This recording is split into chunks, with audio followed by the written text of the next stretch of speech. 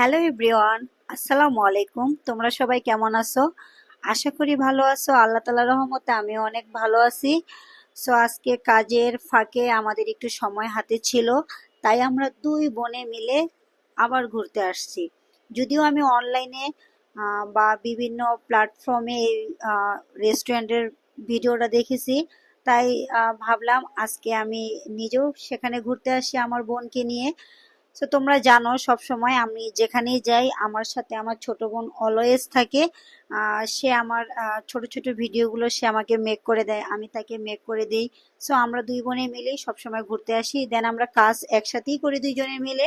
আমরা দুজনে মিলে একই অফিসে কাজ করি, একই কাজ করি। সো আমাদের যখন ফ্রি সময় থাকে আমরা দুজনে মিলে কোথাও না কোথাও ঘুরতে যাই।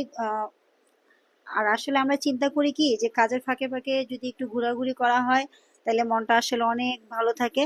সো গাইস, তোমরাও চেষ্টা করবা দিন শেষে কাজের ফাঁকে কোথাও ঘুরতে যাওয়া বা কোনো কিছু খাওয়া।